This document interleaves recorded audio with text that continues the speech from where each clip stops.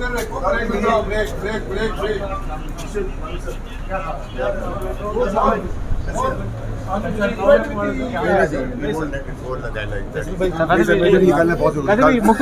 Minute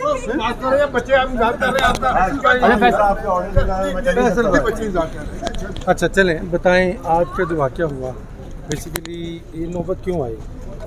دیکھیں جی، سارا یہ ہے کہ یہ جو پاکستان کا دستور بنا ہوا ہے، یہ جو ڈرامہ پاکستان کے اندر ہے کہ چاہے وہ اے پارٹی ہو، بی پارٹی ہو، سی پارٹی ہو، اندر خانے پیر پڑتے ہیں، باہر خانے بدماشی کرتے ہیں، پھر بدماشی کے بعد ایکشن ہوتا ہے، ایکشن کے بعد پھر معافی ہو جاتی ہے.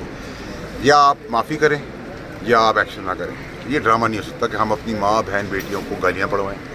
میری والدہ کی انتقال ہوا، مجھے اس پارٹی نے 15 سال خون پسینہ دینے کے بعد ان کی چھوڑی، ان کا کیا تعلق ہے؟ ٹھیک ہے، پھر آپ بات مریم نواز کی یا میڈیا کی، خواتین کی نہیں ہے. بات ہے آئے پنجاب میں یا سندھ میں یا اسلام آباد میں، ہم بھی دیکھتے ہیں کہ کس میں کتنا دم ہے. ان زلفوں کی قسم میں نے کھائی ہے، ان لٹوں سے الٹا لٹا کے حساب برابر کریں. یہ کیا، یہ کون سی ہم سیاست کر رہے ہیں؟ یہ کون سی سیاست؟ نہیں، میں سیٹسفائیڈ نہیں ہوں. میں سیٹسفائیڈ بالکل نہیں ہوں. جب یہ نیکسٹ سیشن ہوگا، دیکھیں شبلی صاحب ایک ڈیسنٹ آدمی ہے. میں نے تو آتے ساتھ بھی کہا کہ آج بھی گنڈا پور کی ماں بہن بیٹی عمران خان صاحب کی والدہ بہن ہمارے لیے اتنی محترم ہے جتنی ہماری اپنی ماں بہن ہے، بلکہ شاید اس سے اوپر آپ سب کی ماں بہن ہے ہمارے لیے.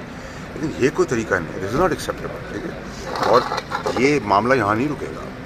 جس دن سیشن آئے گا، دیکھیں جی اللہ کی مہربانی. دیکھیں میں ان ہیلی کاپٹر اور جہازوں میں تو اڑ نہیں رہا، لیکن ان جہازوں ہیلی کاپٹر میں جو اس گورنمنٹ کے لوگ اڑے ہیں ان کو بھی میں پتنگ کی طرح نیچے لانا جانتا ہوں. تو اللہ کا بڑا مجھ پہ احسان ہے. لیکن میں اپنے رائٹ کے لیے جب پراکسی کہنے پہ بہت آگے جا سکتا ہوں تو یہ سب باتیں کرنے پہ بہت آگے جاؤں گا. اور جو مجھے آج بانی نے کہا ہے تو میں ان سے پوچھنا چاہتا ہوں کہ وہ کس کے اسپوکس پرسن جب باجوہ فیض کی تصدیق پڑھتے ہیں. اب تو بات بہت آگے تک جائے گی. اب تو یہ پاکستان کی لڑائی ہوگی. میری میں تو کبھی ان کے لیے بولا نہیں، لیکن کل میں نے کیونکہ تڑپ اس لیے کہ ارشد شریف کی لڑیاں اور کڑیاں سامنے آنا شروع ہو. میں نے ابھی ایک دیا، دوسرا ایک اور ہمٹی ڈمٹی. میں نے کہا ہے میں یہاں سے آپ کے ٹویٹ کروں گا تو شکل دکھانے کے قابل نہیں رہے گا. لیکن میں گھٹیا سیاست نہیں کرتا، میں پرسنلائز چیزوں پہ نہیں جاتا. مجھے ان کی ماں بہن بیٹیوں کی فکر ہے، مجھے اس دیوار تو نہ لگائیں. اور دوسرا ہے کہ دیکھیں اللہ بڑے بادشاہ، بدماشی سب کو کرنی آتی، پھر بدماشی ہوگی تو پھر بدماشی کا جواب بدماشی سے بھی دیں. واڑا صاحب کل جو ایک منٹ جا رہے، اتنی موریلٹی اور اتنے اسٹینڈرڈس کی آپ جو بات کر رہے ہیں جس پر کوئی ڈسپیوٹ نہیں کر سکتا نہ کر رہا ہے، ان کو کیوں نہیں سمجھ آ رہی؟ سر آج بھی جو انہوں نے باتیں کی ہیں خاتون، میں بھی اس کا 10 ٹائم زیادہ جواب بھی دے سکتا تھا، شواہد بھی دے سکتا تھا. لیکن میں نے ایک لفظ ایسا نہیں کہا کیونکہ یہ میری خون اور میری پرورش بتاتی ہے کہ میں کدھر سے آیا ہوں. یہاں تو آپ کے مجھے ان پہ کوئی پریشانی اس لیے نہیں لگتی کہ ان کی سیاست میں تو بچے کو اپنی اولاد کو آپ نہیں ایکسیپٹ کرتے تو باپ کو کیا ایکسیپٹ کریں. جس کو کہتے تھے پہلے گنڈا کو کہتا تھا کسی کا باپ بند نہیں کر سکتا، بند کر کے دکھایا. پھر کہتے تھے کسی کا باپ یہ نہیں کرے گا، وہ کر کے دکھایا. پھر کہا کسی کا باپ جیل میں ڈالے گا، وہ کر کے دکھایا. کہ کسی کا باپ ٹرائل نہیں کرے گا، وہ بھی آگے آنے والے دنوں میں پتہ چل جائے گا.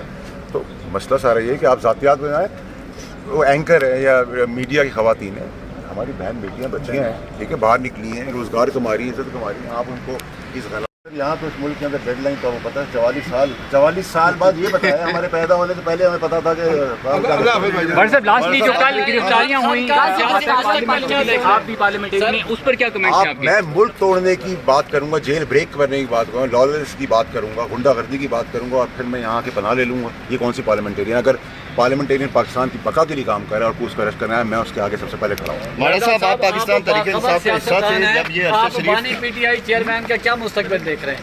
جو مستقبل ابھی آپ کو نظر آ رہا ہے. ماڑا صاحب آپ پاکستان تحریک انصاف کا حصہ تھے، بڑے قریب رہے، آپ جنرل فیض کے بھی بڑے قریب رہے، عمران خان کے بڑے قریب رہے. یہ جو قسطوں میں آپ نے جو دستاویزات ہیں، ثبوت ہیں، وہ لا رہے ہیں. تو جب آپ یہ تمام ایک چیزیں چل رہی تھی تو آپ ان کے قریب تھے، تو کیا اس کے آپ بھی قصوروار نہیں ہیں؟ آپ اس ٹائم پاکستان تحریک انصاف کے میں بڑا کیٹیگورک ہوں. آپ کس چینل سے؟ جی او ٹی وی سے. ماشاء اللہ، مجھے اندازہ تھا کہ آپ کی پرفارمنس بتا رہی ہے. میں آپ کو بتا دیتا ہوں، میں عمران خان صاحب سے بہت قریب تھا. اس میں جنرل فیض سے کم قریب. جنرل فیض سے میں نے ایز ڈی جی آئی سے ٹکر لی تھی جو کسی کے اندر نہیں تھی. تیسری چیز یہ کہ جو چیزیں میں نے دی وہ میں پہلے میری مخالفت تھی اسی بات سے ہوئی جب مجھے پارٹی سے نکالا. تو میں نے سفر بھی کیا ہے اور آج بھی ارشد شریف کے کیس کو میں ہی لے کے چل رہا ہوں. نہ آپ لے کے چل رہے ہیں، نہ کوئی اور لے کے چل رہے ہیں. آپ میرا ساتھ دے رہے ہیں، میں آپ کا شکریہ ادا کرتا ہوں. لیکن آپ جو مجھ پہ الزام لگائیں تو الزام کے ساتھ مجھے اتنی سپیس ضرور دیں. میں آپ کی بہت عزت کرتا ہوں کہ آپ یہ کہیں کہ ایٹ لیسٹ کر تو یہی رہا ہے ابھی ایسے.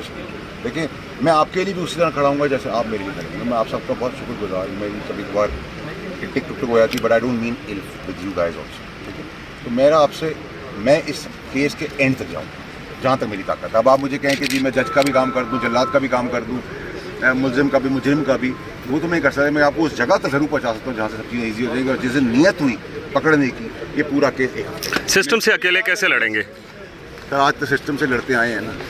لیکن مجھے لوگ سوچتے ہیں مجھے زمین پہ کھینچتے ہیں کہ میری پاور لے لی, کبھی سینیٹر سے لے لی, کبھی منسٹر سے لے لی. میری اسٹرینتھ تو نہیں دے سکتی, وہ تو اللہ نے مجھے دی. جب تک وہ راضی ہے تب تک کرسیاں بھی آتی رہیں گی, اور یہ کرسی میری آخری کرسی نہیں ہے. Thank you. یہ معاشرہ کس جانب جا رہا ہے سر؟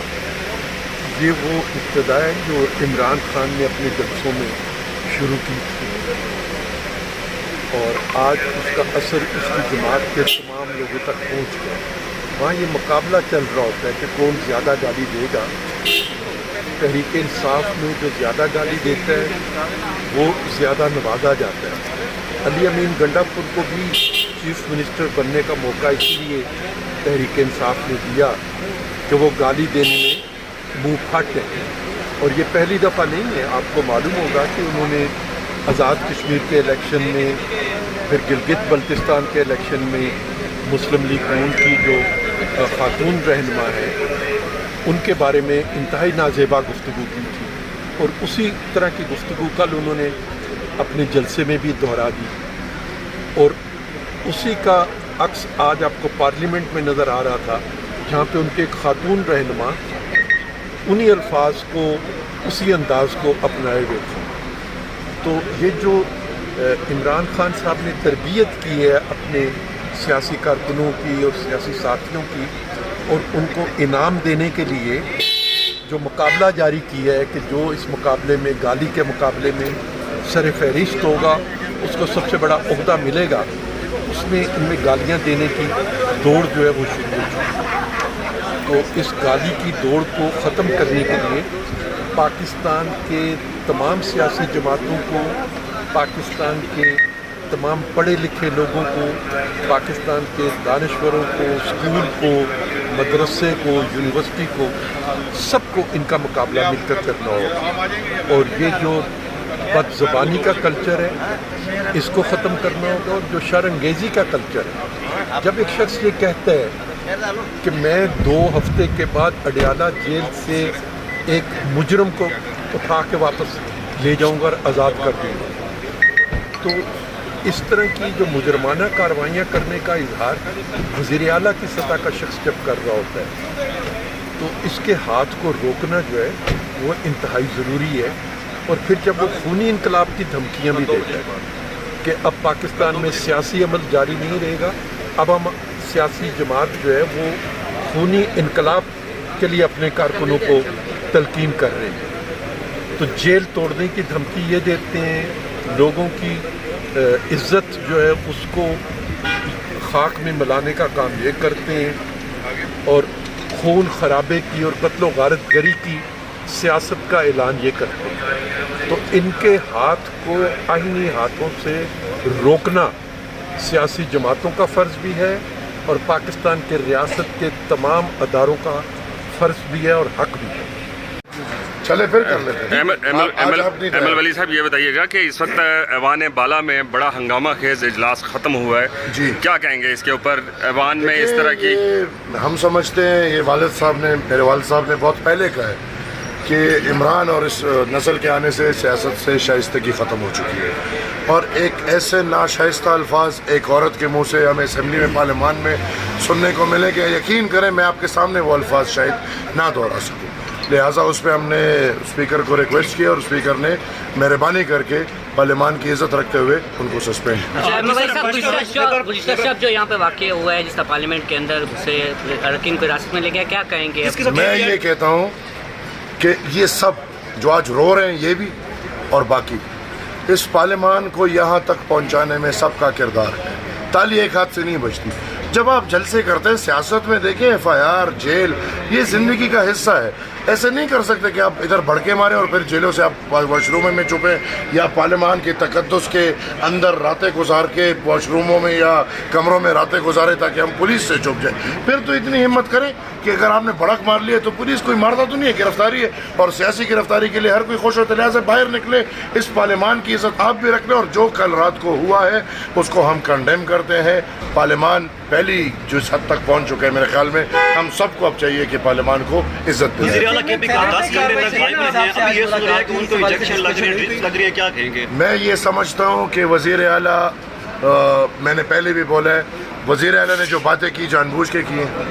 اس کو یہ مشن دیا گیا ہے کہ آپ یہ باتیں کرو, اور پھر یہ تو کوئی ڈرامہ تو دکھانا تھا نا کہ اور لوگ پکڑے جا رہے ہیں اور وزیر اعلیٰ نہیں پکڑا جا رہا. ساری باتیں بھی وہ کرے, سب کچھ کرے بھی وہ, حرکت بھی وہ کرے, اور پھر وہ کھلا گھومے اور ادھر ادھر کوئی اور ٹارگیٹس ہو وہ جیل میں ہو. تو میں پہلے سے کہتا ہوں یہ کمپرومائز وزیر اعلیٰ ہے, اور یہ ریاست کے کہنے پہ یہ سب کردار ادا. شکریہ سر.